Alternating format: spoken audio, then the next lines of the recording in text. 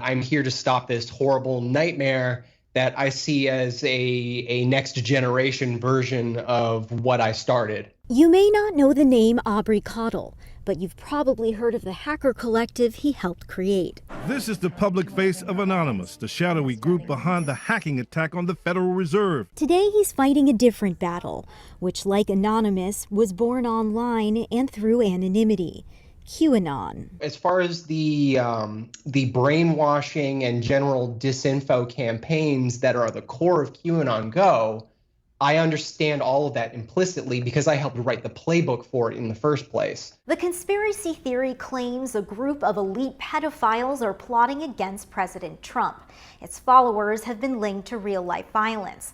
Cottle says as part of his efforts, he's investigating a key figure, Jim Watkins, the owner of a message board where their purported official Q has posted. Cottle recently tipped a news organization that later reported Watkins was tied to child pornography domains, an allegation he denies.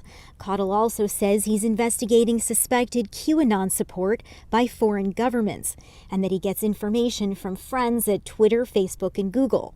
But the vigilante tactics can be controversial. I'm doing a lot of stuff that I can't legally disclose.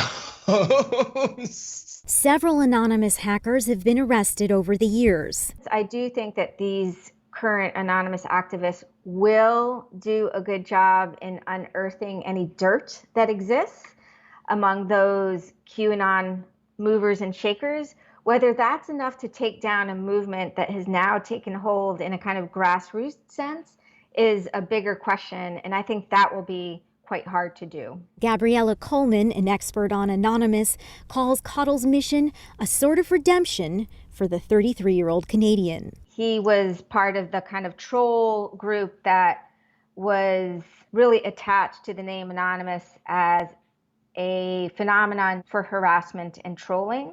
The attack on the Epilepsy Foundation in March 2008, that's probably one of my biggest regrets. We basically found some exploits on the Epilepsy Foundation forums and then covered it in seizure-inducing images. Not my best moment.